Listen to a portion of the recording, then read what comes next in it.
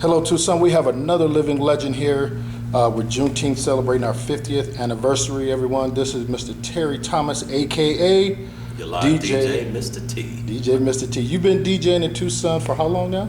Over 40 years, since 1977. So, and being a native Tucsonan, you've seen Juneteenth come and go and come again. So if you could just tell me in your words as a native Tucsonian, what does Juneteenth mean to you?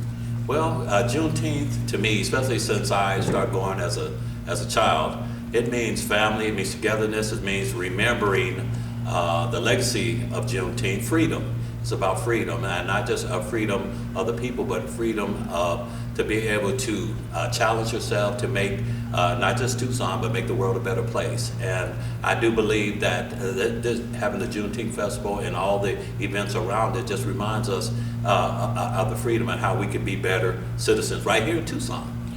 And what are some of the fond memories that you have of Juneteenth? Once you even got older, what are some of your fond memories of Juneteenth? The fond memories going all the way back to the A Mountain Park, where we celebrated great food, togetherness, families, whole families coming out to enjoy the festivities and remember those who came before us, live bands, musicians, DJs, the whole works. It was just a great celebration, and I'm just loving that it's continuing on today.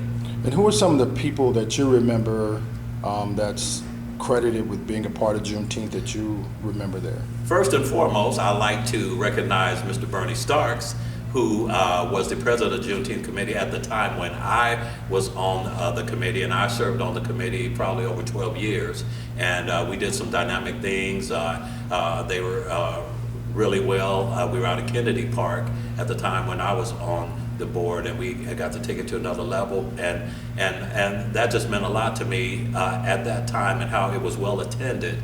And we've seen that attendance has kind of dwindled down over the years, not because of the Juneteenth Committee not doing an outstanding job. It's because I believe our citizens stop supporting this wonderful cause. And so, leading into that, how can we get the support not just of the natives, but some of the younger generation that don't necessarily know about Juneteenth?